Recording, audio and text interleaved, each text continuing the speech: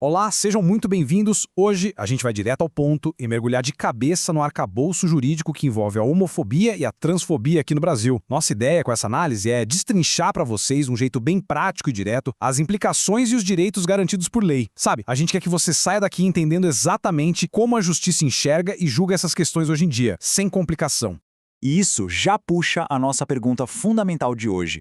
Como, no fim das contas, a legislação brasileira enquadra a homofobia? Porque, olha, para responder isso, não basta só pegar o Código Penal e ler os artigos, né? A gente precisa entender a evolução da nossa justiça e como essas regras estão sendo aplicadas no mundo real para proteger as pessoas de fato. Então, para organizar as ideias, nosso roteiro de hoje é o seguinte: vamos entender a homofobia em si, passar pela equivalência ao racismo, ver essa nova classificação da injúria, o papel das empresas e, claro, as consequências práticas e como denunciar. Começando pela seção 1, Entendendo a homofobia. Antes da gente falar de tribunais e leis, é absolutamente crucial definir o escopo desse crime, sabe? Entender a realidade diária de quem sofre com isso. Se a gente pegar as notas do especialista Dr. Jorge Guimarães, fica muito claro que a homofobia vai muito além da agressão física. A gente está falando de ofensas verbais pesadas, daquela discriminação no ambiente de trabalho, seja ela oculta ou escancarada, e da incitação ao ódio na internet. E o ponto-chave aqui é: não são só palavras ou piadinhas. Na verdade, são ataques que criam barreiras estruturais gigantescas que destroem a saúde mental da pessoa e podem facilmente desencadear crises severas de ansiedade e depressão. E na prática, essas barreiras são dolorosamente reais, tá? As nossas fontes trazem um caso muito ilustrativo. Um casal que foi alvo de ofensas verbais no meio de uma viagem de ônibus. É um exemplo clássico do que acontece no dia a dia. Relatos assim são super importantes para tirar a lei do papel e mostrar como o preconceito arranca a segurança e a paz de alguém numa situação que deveria ser completamente rotineira. Indo para a seção 2, equivalência ao racismo. É aqui que a gente vê a justiça brasileira realmente construindo um escudo e fechando o cerco contra a impunidade.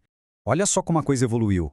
O primeiro grande marco, um verdadeiro divisor de águas, rolou em 2019. Foi quando o STF pegou atos de homofobia e transfobia e enquadrou na Lei do Racismo, lá de 1989.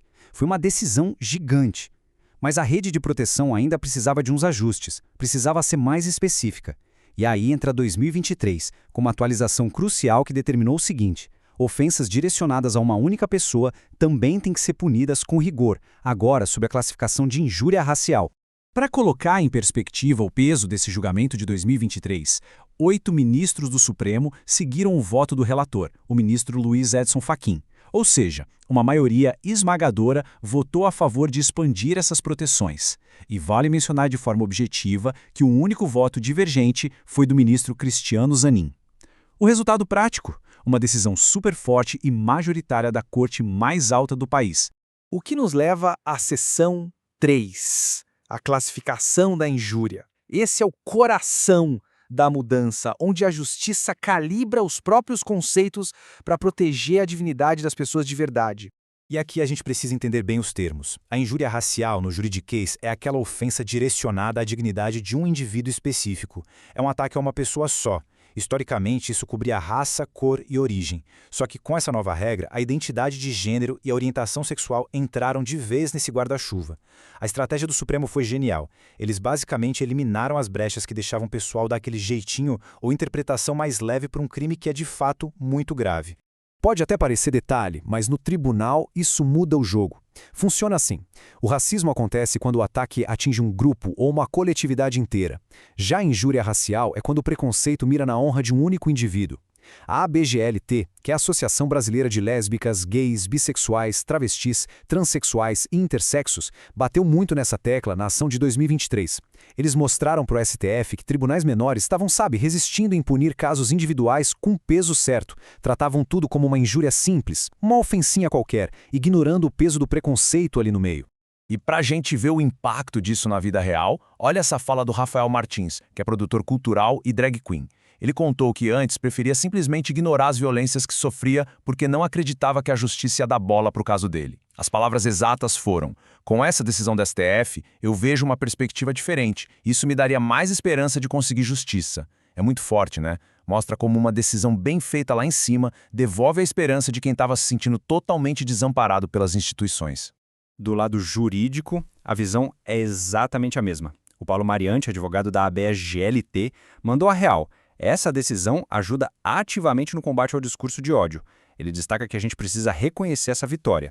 Não é só uma teoria jurídica para ficar bonita no papel, sabe? É uma ferramenta real e diária de combate nos tribunais para proteger os cidadãos. Chegando agora na seção 4, o papel das empresas. Porque quando tem discriminação, a culpa não é só de quem xinga, mas também do ambiente que permite isso. Olha, o Código de Defesa do Consumidor é claríssimo. As empresas têm obrigação de garantir a segurança, o bem-estar e de colaborar com qualquer investigação. Pensa lá de novo no caso do ônibus que a gente comentou.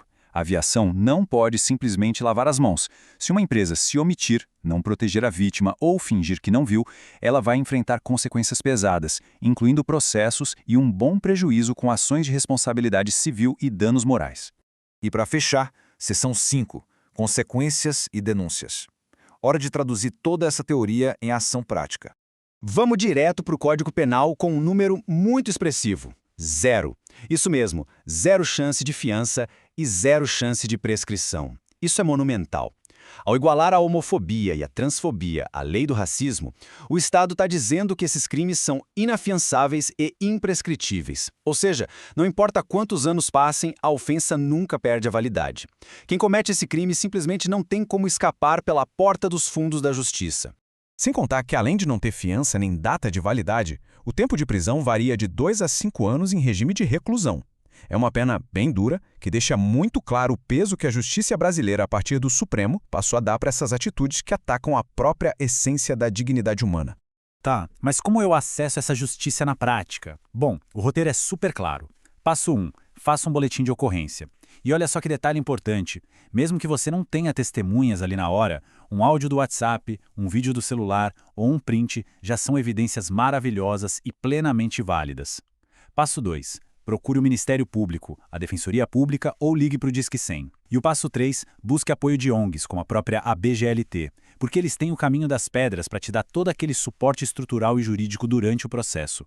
Para amarrar tudo isso, deixo aqui uma reflexão provocativa. Com essas ferramentas jurídicas super rigorosas e finalmente disponíveis, será que a nossa sociedade está de fato pronta para erradicar a impunidade e construir uma inclusão verdadeira e irrestrita? Fica o questionamento para os nossos próximos passos coletivos. A gente agradece demais a sua companhia nessa análise e até a próxima!